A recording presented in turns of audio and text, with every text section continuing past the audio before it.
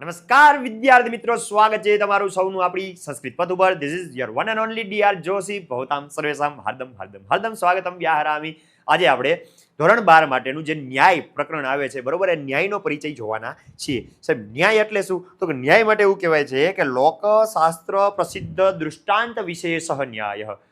લોક શાસ્ત્ર પ્રસિદ્ધ, લોકોમાં કે શાસ્ત્રોમાં જે પ્રસિદ્ધ દૃષ્ટાંત હોય એ દૃષ્ટાંત દ્વારા કોઈ વાત કહેવામાં આવી હોય એને ન્યાય કહેવાય. ટૂંકમાં કહીને તો આપણે જેમ કેમ ગુજરાતીમાં કહેવત હોય, એ કહેવતની જેમ સંસ્કૃતમાં નાના એવા ન્યાય હોય છે, જેમાં એક શબ્દ ઘણું બધું કહી જતો હોય. નાના એવા શબ્દથી ઘણી બધી ખબર પડી જતી હોય. જેમ કે કોઈ પણ વાતનું આપણે એમ કહીએ પાણી દૂધનું દૂધ ને પાણી પાણી. આના માટે સંસ્કૃતમાં શબ્દ છે નિરક્ષીર વિવેક, એટલે કે નીર અને ક્ષીરનો વિવેક. પાણી અને દૂધની ખબર પડવી, જે સામે જે સાચું હોય સામે આવી જવું, આને કહેવાય ન્યાય. એક શબ્દમાં બહુ મોટી ગહન વાત કહી જાવી એને કહેવાય ન્યાય. એ ન્યાયમાં આપણા ધોરણ 12 આવે છે અગ્નિશિખા ન્યાય. અગ્નિ એટલે અગ્નિ અને શિખા એટલે કે જ્યોતિ. આ અગ્નિની જ્યોતિ ઉપરથી આ ન્યાયની કલ્પના કરવામાં આવી છે. અગ્નિની જ્યોતિ ઉપરથી. જો અગ્નિ છે, અગ્નિ એને સળગાવવામાં આવે, માની લો કે હું આ અગ્નિ સળગાવું છું, તો અગ્નિની જ્યોતિ કઈ તરફ જાય છે? ઉપર. આ લાકડું મેં સળગાવ્યું તો આની જ્યોતિ કઈ તરફ ગઈ? ઉપર. નીચે કરું તો એ જ્યોતિ કેમ જશે? ઉપર. આમ ઊભી લાકડી રાખી હોય તો પણ અગ્નિ તો હંમેશા એની જ્યોત તો ઉપર તરફ જાય કે નહીં? તો અગ્નિની જ્યોતિનો નિયમ છે કે હંમેશા ઉપર તરફ ગતિ કરવી.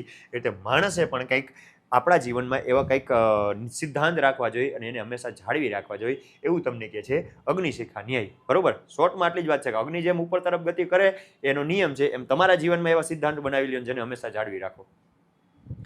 અગ્નિની શિખા એટલે કે જ્વાળા ઉપરથી આની કલ્પના કરવામાં આવી છે.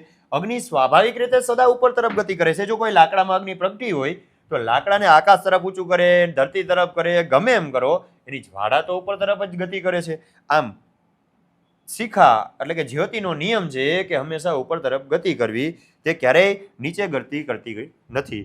એવી રીતે માણસે પણ પોતાના કેટલાક સ્વભાવને સ્થિર બનાવી દેવો જોઈએ. જેમ કે પરોપકારનો સ્વભાવ. જો માણસ પરોપકારનો સ્વભાવ જાળવી રાખે તો એ હંમેશા જીવનમાં આગળ વધે છે. આવી રીતે કોઈ પણ સારો એક સિદ્ધાંત જાળવી લ્યો અને એને ફોલો કરો, જાળવી રાખો. આવું આપણે અગ્નિશિખા ન્યાયમાં જોવા મળે છે. 2 માર્કમાં પૂછાય તો આ વિસ્તૃત તમે કરી શકો. મેન વસ્તુ એટલી છે કે અગ્નિ જેમ પોતાનો નિયમ જાળવી રાખે છે, એમ તમે જીવનમાં નિયમ લ્યો ને એને જાળવી રાખો. બરોબર, સ્થિર બની જાવ. તો આવું તમને એમાં કીધું છે. એના પછી બીજો ન્યાય છે અવ્યાપાર વ્યાપાર ન્યાય. જો અવ્યાપાર અને વ્યાપાર શું છે? તો અવ્યાપાર એટલે કે વેપાર એવો અર્થ કરી શકાય. અવ્યાપાર એટલે કે મેન એક એનો અર્થ થાય છે કે ક્રિયા. વ્યાપારનો અર્થ શું થાય છે? ક્રિયા. વ્યાપારનો બીજો અર્થ ઉદ્યોગ, મહેનત, બિઝનેસ પણ લઈ શકો. સચેતન પ્રાણી દ્વારા કરવામાં આવતી ક્રિયા, ચેષ્ટા કે પ્રવૃત્તિને વ્યાપાર કહેવાય. અહીં પ્રાસંગિક રીતે વ્યવહારનો અર્થ કે વ્યાપારનો અર્થ ધંધો કે વ્યવસાય પણ લઈ શકાય છે. હવે અવ્યાપારને વ્યાપાર એમ કીધું છે કે વ્યાપાર એટલે કે જેમાં તમે નિષ્ણાત છો, જે તમારું કામ છે તે. અવ્યાપાર એટલે કે જે તમારું કામ નથી, જેમાં તમે નિષ્ણાત નથી તે. હવે તમે ઓલું સાંભળ્યું હશે કે ધોબીનો કૂતરો ન ઘરનો કે ન ઘાટનો. એવી જ વાત કરી છે કે જે માણસ એક વસ્તુ મૂકીને બીજું કરવા જાય તો એનું બેય બગડે. આવી વાત આ ન્યાયમાં છે. સિમ્પલ વાત. માણસ દરેક વ્યાપાર કે પ્રવૃત્તિમાં નિષ્ણાત બની શકતો નથી. આ બે સ્થિતિ હોય ને માણસમાં, એ દરેક વસ્તુમાં નિષ્ણાત ન બની શકે, પણ દરેક માણસ કોઈને કોઈ પરિસ્થિતિમાં કોઈને કોઈ વ્યાપારમાં નિષ્ણાત હોય જ છે. દરેક માણસમાં કંઈક એવી યોગ્યતા હોય જ છે. દરેક માણસ બધી બાબતોમાં પૂરેપૂરો હોશિયાર નથી હોતો, પણ બધા માણસો એક વસ્તુમાં તો હોય જ છે.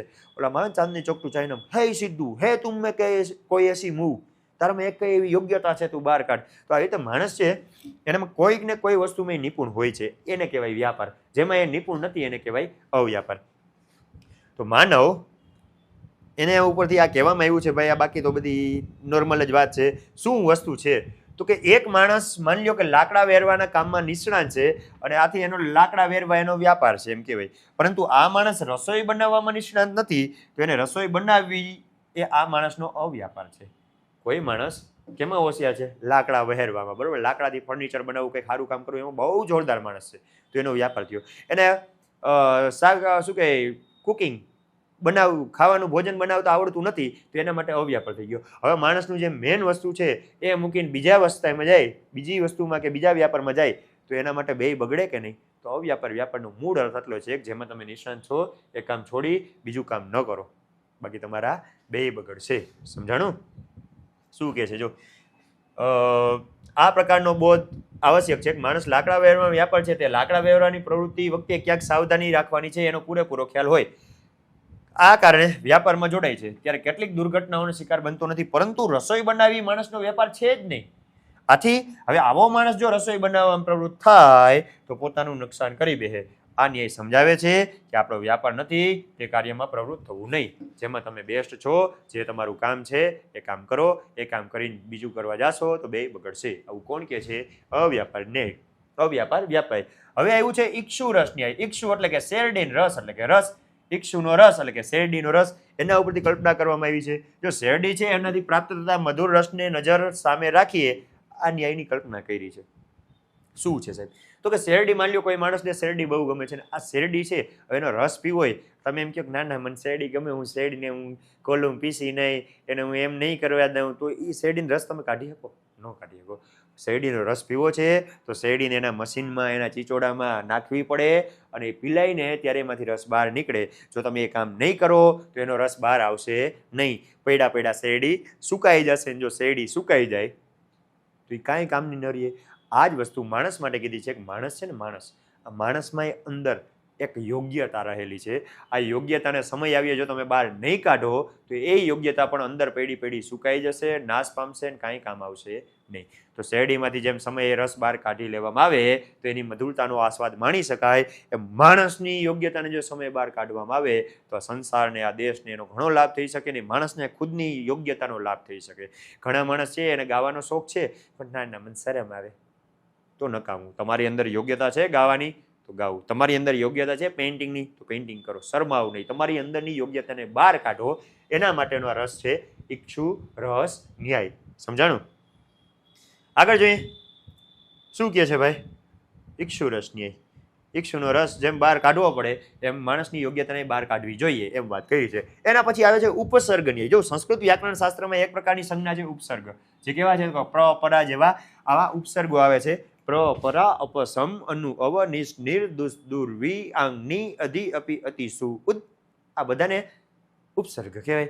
તમને જાણવાની જરૂર નથી પણ આવા ઉપસર્ગ હોય. હવે જો આ ઉપસર્ગ છે ને છોકરાઓ, એ મૂળ ભૂ વગેરે ધાતુ હોય એની સાથે જોડાય તો એમની ઉપસર્ગ સંજ્ઞા થાય અને એ ઉપસર્ગ લાગવાના કારણે જે મૂળ ધાતુનો અર્થ હોય છે ને એ અર્થ બદલાઈ જાય. ન સમજાણું? કાંઈ નહીં. તમે માની લો એક શબ્દ છે રૂ, રૂ ઉપરથી શબ્દ બન્યો હર ને હરમાંથી બન્યો હાર. આ હાર શબ્દ છે ને, હારનો તમને અર્થ પૂછું શું થાય? તમે કહો સાહેબ હાર એટલે એક ગળાનો હાર થાય અને ઓલી હાર જીત વાળો હાર થાય. પણ હવે એ હારમાં વિચારો તમે પ્ર લગાડી દો શું થઈ જાય? પ્રહાર. તો હારનો અર્થ બદલો. પ્રહાર એટલે શું? આઘાત કરવો. તો એ પ્રહારનો અર્થ બદલી ગયો. જો એક શબ્દ બદલતા હારનો અર્થ બદલો. હવે પ્ર રહેવા દો, તમે સમ લગાડો તો શું થઈ ગયો? સંહાર. સંહાર એટલે શું થાય? નાશ કરવો. તો એ પાછો અર્થ બદલી ગયો. હવે સમને મૂકી દો, હારમાં તમે વી લગાડો, વિહાર. વિહાર એટલે શું? ભ્રમણ કરવું, ફરવું, અથવા તો ઓલા બોધમાં જે ચૈત્ય વિહારો આવે એ વિહાર થઈ જાય. બરોબર? વિહાર એટલે કે ફરવું. તો હારનો પાછો અર્થ બદલો. એની આગળ તમે ની લગાડો, નિહાર, અર્થ બદલી ગયો. એની આગળ તમે પ્રતિ લગાડો તો પ્રતિહાર. તો આ રીતે કોઈ પણ આગળ ઉપસર્ગ લાગતા જે શબ્દ છે, મૂળ ધાતુ છે, એનો અર્થ શું થાય છે? બદલી જાય છે. સમજાણું? ઉપસર્ગ ન્યાય. ઉપસર્ગ એટલે કે આવા જે પ્ર પરા વગેરે જે શબ્દો આવે છે એ શબ્દો આગળ લાગતા મૂળ ધાતુનો અર્થ ચેન્જ થઈ જાય છે. એ જ રીતે કોઈ એક રઘા જેવો ભટકતો માણસ હોય અને આ માણસનું જીવન દિશાવિહીન હોય ને એને જો યોગ્ય માર્ગદર્શક એની સાથે જોડાઈ જાય ને તો આ ભાઈનું જે આખું જીવન છે ને ચેન્જ થઈ જાય. જેમ કેમ મૂળ ધાતુ આરે શબ્દ ઉપસર્ગ જોડાણો તો ધાતુનો જે અર્થ હતો ચેન્જ થઈ ગયો. એમાં રઘા જેવા રખડતા છોકરાને યોગ્ય માર્ગદર્શક, યોગ્ય શિક્ષક મળી જાય તો એનું આખું જીવન ચેન્જ થઈ જાય છે. એવું કોણ શીખવે છે? ઉપસર્ગ ન્યાય. જો કહે છે, તમને ઉદાહરણ આપે છે કે એક મજૂરી કરતો પરિવાર છે અને આ પરિવારમાં રહેલા બાળક પોતાનો અર્થ આખો દિવસ રમવામાં નામ તેમ રખડવાનો છે, પરંતુ જ્યારે આ બાળક શાળામાં પ્રવેશ લે અને શિક્ષકની સાથે જોડાય ત્યારે તેનો અર્થ, એનું જે કામ છે એ બદલાઈ જાય છે અને બાળક એ આખું જીવન બદલાવી નાખે છે. એવી જ રીતે કોઈ ડોક્ટર હોય, શું કહે છે ભાઈ? આવી રીતે કોઈ વૈદ્ય સાથે પ્રજા, રોગી વૈદ્ય સાથે, પ્રજા રાજા સાથે, ગ્રાહક વ્યાપારી સાથે જોડાય ત્યારે એનું પ્રયોજન, એનું જે કામ છે એ બદલાઈ જતું હોય છે. બરોબર? કોઈ સારો માણસ છે એને રાજા ભેગો હોય તો શોભે. જેને કે વિનાશ્રયા ન શોભંતે પંડિતા વનિતા લતા. આ લોકો આધાર વગર નથી શોભતા. પંડિતા, વનિતા અને લતા, સ્ત્રીઓ, વેલીઓ અને પંડિતો આધાર વગર ન શોભે. એ જ્યારે કોઈ રાજા હારે, કોઈ પતિ હારે કે કોઈ વૃક્ષ હારે મળી જાય છે ને ત્યારે જ શોભે છે. તો આવી રીતે કોઈ વ્યક્તિને સાચો માર્ગદર્શક મળી જાય તો એનું જીવન બદલી જાય છે. એવું કોણે કીધું? ઉપસર્ગ ન્યાય. પછીનો ન્યાય છે ઉસર વૃષ્ટિ ન્યાય. ઉસર એટલે થાય બંજર જમીન. જે જમીન છે, જે ભૂમિમાં કશું ઉગતું નથી, એવી ભૂમિને શું કહેવાય? ઉસર ભૂમિ કહેવાય. શું કહેવાય? ઉસર એટલે કે બંજર જમીન. અને એવી બંજર જમીનમાં ગમે એટલો વરસાદ થાય ભાઈ કઈ કામ આવે? બંજર જમીનમાં ગમે એટલો વરસાદ થાય, આ રણ પ્રદેશ છે, રણ પ્રદેશ કે ગમે એવો હાવ જ્યાં કઈ ઉગતું જ નથી, બંજર જમીનમાં ગમે એટલો વરસાદ થાય કાંઈ કામનો નહીં. તો બંજર જમીન માટે વરસાદ નકામો છે. એવી જ રીતે જે માણસ માટે કોઈ વસ્તુ નકામી હોય એવી વસ્તુ દેવી નહીં. જેને જેની જરૂર હોય ને એ આપવી. એવું કોણ કે છે? ઉસર વૃષ્ટિ ન્યાય.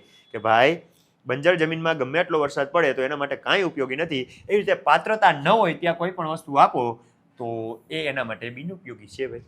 જ્યાં પાત્રતા નથી, જ્યાં જરૂરિયાત નથી, ત્યાં તમે એવી વસ્તુ આપો તો કાંઈ જરૂર નથી. તમે જેઠિયાનો એપિસોડ જોયો, ટપુ સેના બધાની ઈચ્છાથી બધાને બ્લેન્કેટ વિતરણ કરે છે ગરીબોને શિયાળામાં. બ્લેન્કેટ વિતરણ કરે છે અને વેચીને આવતા રહીને બહુ રાજી હોય. પાછી સોસાયટીમાં કોકને વિચાર આવે કે અમે કરીએ તો એ બ્લેન્કેટ લેવા જાય છે ને બ્લેન્કેટમાં પાછી ટપુ સેનાએ પોતાનું નામ લખ્યું જોઈ જાય તો ખબર પડી જાય કે આ બ્લેન્કેટ તો પાછા એ જ આવ્યા જે અમે લીધા હતા. ઓલા જે ગરીબ માણસો હતા એની પાસે જઈને કે ભાઈ અમે તમને આપ્યા હતા એ ક્યાં? એ માણસ કે ભાઈ બધા અમને આનું જ દાન આપે છે, બધા અમને બ્લેન્કેટ જ આપે, અમારે બ્લેન્કેટ એટલા બધાને કરવું શું? અમારે પૈસાની જરૂર હોય, તમે બ્લેન્કેટ પાછા વેચી દઈ. હવે એ માણસો બ્લેન્કેટ ઓલરેડી હતા તો દીધા રાખે તો કંઈ કામ આવે ન આવે. એવી રીતે તમારે વૃક્ષને મોટું કરવું, માણસને મોટું થવું શું કરવું પડે? ખાવું પડે. હવે માની લો વૃક્ષને મોટું થવું હોય તો ત્યાં તમે જઈને શાક રોટલી દાળ ભાત મૂડી એમ નાખ્યા રાખો તો એના માટે કામનું છે નહીં. વૃક્ષને કેની જરૂર છે? પાણી અને ખાતરની. તો જેને જેની જરૂર છે, જ્યાં પાત્રતા છે ત્યાં આપવું જોઈએ. આવું તમને કોણ કહે છે? ઉસર વૃષ્ટિ ન્યાય. બંજર જમીનમાં વરસાદ એવો ન્યાય. બરોબર. આગળ વધીએ છીએ. કંટક વિદ્ધ ન્યાય. હવે કોઈ વખત આપણે જંગલમાં જતા હોય કે કોઈ પણ વસ્તુએ જતા હોય અને ત્યાં આવો એક કાંટો લાગી જાય અને અહીંયા આપણી પાસે સેફ્ટી પિન સોય જેવું કંઈ હોય નહીં તો એ કાંટાને કાઢવા માટે આપણે હાથ તો હોય પણ અંદર કાંટો ભાંગી ગયો હોય તો આપણે શું ઉપયોગ કરીએ? તો કે સાહેબ બીજો એક કાંટો છે એ ઉપયોગમાં આવી શકે. એક કાંટાથી કાંટાને કાઢી શકાય કે નહીં? એક કાંટો તમને દુઃખ આપે છે તો બીજો કાંટો એ દુઃખમાંથી બહાર કાઢી શકે કે નહીં? હા સાહેબ કાઢી શકે. તો આપણા જીવનમાં આવતા દુઃખ પણ એક દુઃખ એ બીજા દુઃખને ટાળવા માટે હોય છે. બરોબર. અથવા તો જે વસ્તુ તમને દુઃખ આપે છે એ જ વસ્તુ તમને દુઃખમાંથી બહાર પણ કાઢી શકે છે. આવું ન્યાય કોણ કે છે? કંટક વિદ્ધ ન્યાય. કંટક એટલે કાંટો, વિદ્ધ એટલે કે વિંધાયેલું. તો કાંટા દ્વારા વિંધાયેલું એવો આનો અર્થ થાય છે. એક કાંટો તમને દુઃખ આપે છે તો એક કાંટો તમને એમાંથી દુઃખમાંથી બહાર પણ કાઢે છે. તો આવી રીતે જીવનમાં ક્યારેય દુઃખ આવે તો યાદ રાખવું કે એક દુઃખ બીજા દુઃખમાંથી બચાવે પણ છે. સમજ રહ્યો? તો આ કંટક વિદ્ધ ન્યાય એવું કે છે ભાઈ માણસને કોઈ સાધનથી દુઃખ પ્રાપ્ત થાય છે તો તે સાધન દુઃખના નિવારણનું કારણ પણ બની શકે છે. આ ઉપદેશ માણસ માટે પોતાના રોજબરોજ વ્યવહાર ગોઠવ્યા છે ભાઈ હશે. જેમ કે લોઢું મજબૂત ધાતુ છે અને કાપવા લોઢું જ ઉપયોગી છે. સાપના વિષ માટે વિષ જ જરૂરી છે. એ રીતે દુઃખમાંથી બચાવવા માટે દુઃખ જ જરૂરી છે. માણસ ગાડી લઈને જતો હોય અને પંચર પડી જાય ગાડીમાં તો માણસ દુઃખી થઈ જાય. યાર મારી યાર જ કેમ થઈ? ગમે જવું હોય તો જ પંચર પડે. અરે ભલા માણસ, આ પંચર પડ્યું એનું દુઃખ છે. વિચાર કદાચ એ પંચર ન પડ્યું ને આગળ કોઈ ગાડી ઠોકર મારી દઈને ઉડી જતું તો મતલબ કે ભગવાન એવું ઈચ્છતો હોય કે મોટા દુઃખમાંથી તું બચી જા એટલે નાનું દુઃખ આપ્યું હોય તો કોઈ દુઃખ એ બીજા દુઃખમાંથી બચાવી શકે પણ છે. આવી વાત તમને કંટક વિદ્ધ ન્યાય કહે છે. પછી કહે છે ચિત્ર તુરગ ન્યાય. ચિત્ર એટલે ચિત્રન, તુરગ એટલે ઘોડો. તુરગ એટલે શું થાય? ઘોડો. હવે મારે તમને ઘોડા વિશે સમજાવવું છે કે દીકરા આવું ઘોડા હોય એને 4 પગ હોય, મોઢું હોય, કાન હોય, પૂંછડી હોય તો તમને ખબર પડે ઘોડો કેવો હોય? નહીં. તો એના માટે હું શું કરું? અહીં ઓરિજિનલ ઘોડાને લઈ આવું? ન લઈ આવી શકું ને. અહીં વળી છાણમાં નાખી દઈએ તો આપણે સાફ સફાઈવાળા માસી ના પાડી દઈએ. એટલે ઓરિજિનલ ઘોડાની જરૂર નથી. એની જગ્યાએ હું તમને ચિત્ર દેખાડી દઉં છોકરામાં આવો ઘોડો હોય તો ચાલે કે નહીં? તો બસ એના ઉપરથી આ ન્યાયની કલ્પના કરવામાં આવી છે કે ઓરિજિનલ વસ્તુ ન મળે ત્યારે ડમી કે એના ચિત્ર વડે પણ કામ કરતા આવડવું જોઈએ. જેમ કે દોરેલો ઘોડો અને ઓરિજિનલ ઘોડો બે અલગ અલગ છે છતાં પણ વાસ્તવિક વસ્તુથી અવાસ્તવિક જે ઓરિજિનલ આપણી સામે નથી એના દ્વારા એ વાસ્તવિકતાનું જ્ઞાન કરાવી શકાય છે. એવું તમને કોણ કે? ચિત્રતુરગ ન્યાય. આગળ વધીએ. જો માની લો કે માણસને ઘોડાની ઓળખ કરાવવા માટે વાસ્તવિક ઘોડો હાજર કરવો જરૂરી નથી. એની ગેરહાજરીમાં એની અનુપલબ્ધતામાં જિજ્ઞાસુ વાસ્તવિક ઘોડાની સમજ કે ઓળખ આપી શકે એટલા માટે એને ચિત્રનો પણ ઉપયોગ કરી શકાય છે. મેડિકલ સાયન્સવાળા વિદ્યાર્થી છે તો કોઈ વખત એ પ્લાસ્ટિક બનાવેલા શરીરના કૃત્રિમ અવયવો દ્વારા કોઈ પણ જ્ઞાન મેળવી શકે. એના માટે ઓરિજિનલ હોય એવું જરૂરી નથી. તો કોઈ ઓરિજિનલ વસ્તુ નથી મળતી, વાસ્તવિક નથી મળતી તો એ વાસ્તવિક વસ્તુઓનું જ્ઞાન અવાસ્તવિક દ્વારા પણ કરાવી શકાય છે એવું કોણ કહે છે? ચિત્રતુરક ન્યાય. બાકી હું વાંચવા બેસે તો વાંચતા તમને એ બુકમાંથી આવડે છે. તો મૂળ વસ્તુ છે ને હું ભાવ સમજાવતો જાઉં છું. ચિત્રતુરક પછી આવે છે જળ મંથન. ચાલો દહીં હોય, દહીં, આ દહીંને વલોવવામાં આવે, વલોવીએ ને છાશ બનાવીએ ને તો એમાંથી માખણ મળે, માખણમાંથી ઘી થાય, છાશ બને, આ બધું બને.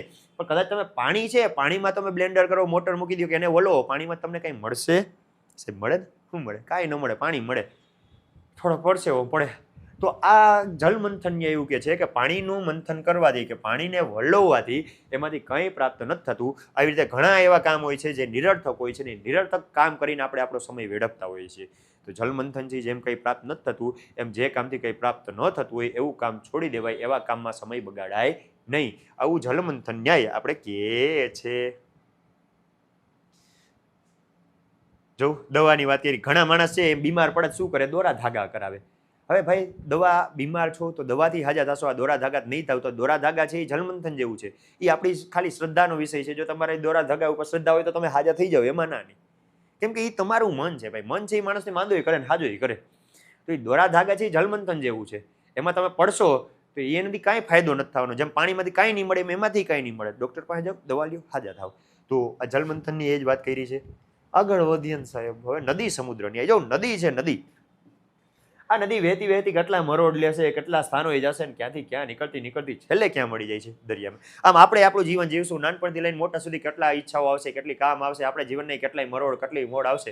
આ બધું કરશું, સ્વાર્થ જોશું, પરમાર્થ જોશું, પણ ગમે એટલું કરો, છેલ્લે જેમ આ નદી દરિયામાં ભળી જાય ને એમ છેલ્લું તમારું કામ, છેલ્લી તમારી નિષ્ઠા કોને જ આવી જોઈએ? તમારા દેશને. જેમ નદી છેલ્લે સમુદ્રમાં મળે ને એમ તમે તમારી જાતને છેલ્લે દેશમાં ભેળવી દો, સમાજમાં ભેળવી દો. એવું તમને નદી સમુદ્ર ન્યાય કહે છે ભાઈ. નદી પોતાનું અસ્તિત્વ ગુમાવીને પોતે ખુદ એક દરિયો બની જાય છે. એમ તમે તમારું સ્વતંત્ર વ્યક્તિત્વને છોડી અને તમે આ દેશના નાગરિક, આ દેશ બની જાઓ, એક રાષ્ટ્ર પુરુષ બની જાઓ. એવું કહે છે કોણ? આ ન્યાય. બરોબર. જો માણસે ઉપદેશ લેવાનો છે કે નદીની જેમ વ્યક્તિ એ આપણું સ્વતંત્ર જીવન છે, સમાજ રાષ્ટ્ર તરફ ગતિ કરતા હોઈએ છીએ. જીવતા જીવતા સમાજ અને રાષ્ટ્ર સુધી પહોંચવું છે અને ત્યાં પહોંચીને આપણે સ્વતંત્ર અસ્તિત્વ સમાપ્ત કરી દેવાનું છે. આમ કરીને આપણે એક રાષ્ટ્ર બની જઈએ છીએ, આપણે ખુદ એક સમાજ બની જઈએ છીએ. અને એવી ન્યાય નદી સમુદ્ર કહે છે. નદી સમુદ્ર મળીને સમુદ્ર બની જાય, આપણે દેશમાં મળીને ખુદ દેશ બની જાવ. દેશનું વિચારો, દેશનું હિત વિચારો છે એમ કહે છે ભાઈ. આગળ નેક્સ્ટ વધીએ છીએ. નેક્સ્ટ ન્યાય તમારી સામે આવશે રજ્જુ અને સર્પ. હે રજ્જુ એટલે થાય દોયડું અને સર્પ એટલે કે ફૂફુ દાદા સાપ. રજ્જુ અને સર્પ ઉપરથી આની કલ્પના કરવામાં આવી છે. માની લો તમે કોઈ જગ્યાએ જાઓ છો, રસ્તામાં તમને એમ થાય ખબર આવી દોયડું પડ્યું તો એના ઉપર પગ આવ્યો, તમને એમ કે દાયડું હે ઉપાડીને થઈ ગયા હાલતા ને એમ કરીને પછી પ્રકાશમાં ખબર હે આ તો સાપ નીકળો. ડરી જાવ કે નહીં? કોઈ વખત આપણે કઈ ખબર ન હોય, આપણે ધ્યાનમાં ન હાયલા જતા પગમાં દોયડું હે માં કરીને બેરી જાય પછી પ્રકાશ કરી ખબર પડે દોયડું હતું. તો અંધારાના કારણે દોયડા કે સાપને આપણે સમજી શકીએ નહીં. એના ઉપરથી કલ્પના કરવામાં આવી છે રજ્જુ સર્પો ન્યાય. હવે સાપ છે કે દોયડું આપણે ખબર ક્યારે પડશે? જ્યારે એની ઉપર પ્રકાશ પડે. તો આવી રીતે આપણે ઘણી વખત કોઈ પરિસ્થિતિને સાચી કે ખોટી સમજી લેતા હોઈએ છીએ. ગુસ્સામાં કે ક્રોધમાં કે ઈર્ષામાં હોય ને ત્યારે કોઈ પરિસ્થિતિ એવી હોય જેને આપણે ખોટી સમજી લેતા હોય, પણ બહુ એમાં બુદ્ધિથી વિચારતા નથી. તો એમ કે છે કોઈ પણ પરિસ્થિતિને તમારા બુદ્ધિરૂપી પ્રકાશથી વિચારો અને પછી એને સ્વીકારો. ડાયરેક્ટ તમે સાપ કે દોયડું સમજી લ્યો સમજી નહીં લેવાની. અને આ વસ્તુ તમે કરશો તો તમે ક્યારેય દુઃખી થશો નહીં. જો શું કહે છે આમાં? જો સામેની વસ્તુમાં માણસ ક્યારેક પોતાની માન્યતાના આધારે ધારણા ઊભી કરી લેતા હોય છે. મને લાગે કે એ સહી હે તો સહી હે, મને લાગે ગલત હે તો ગલત હે. પોતાની ધારણા હે ભાઈ. બુદ્ધિ વાપરો, થોડીક બુદ્ધિનો પ્રકાશ પાડો, બે પાસાને તપાસો ને પછી જ સ્વીકારો. હવે એ ધારણાને વશ વર્તીને પોતાનો વ્યવહાર ગોઠવે, એટલે કે પોતાનું બિહેવિયર એવું કરે. અને આવી સ્થિતિમાં પણ માણસ ક્યારેક નકામું દુઃખ વેઠવવાનો વારો આવે છે. આમ ન થાય એટલા માટે માણસે અજ્ઞાનરૂપી અંધકારમાંથી બહાર આવવું જોઈએ અને વાસ્તવિકતા હોય તેનો સ્વીકાર કરવો જોઈએ. પોતાની બુદ્ધિરૂપી પ્રકાશથી કોઈ પણ પરિસ્થિતિને ચકાસવી જોઈએ અને પછી સમજવું જોઈએ કે સાચું છે ખોટું. વગર વિચારે તમારી માનતા કે તમારી ધારણા પ્રમાણે તમે કોઈ પણ વસ્તુને સ્વીકારો તો એ ખોટું છે. એને બુદ્ધિરૂપી પ્રકાશની જરૂર છે. બુદ્ધિરૂપી પ્રકાશ એને ઉપર પાડો અને પછી એ વસ્તુનો સ્વીકાર કરો. આવું તમને રજ્જુ સર્પ ન્યાય શીખવે છે. શીખી ગયા તો લાઈક કરો, શેર કરો, સબસ્ક્રાઇબ કરો, ભાઈબંધ બેનપણીને મોકલતા રહ્યો અને મળીએ છીએ આપણે સૌ નેક્સ્ટ લેક્ચરમાં. Thank you. જય હિન્દ, જય ભારત.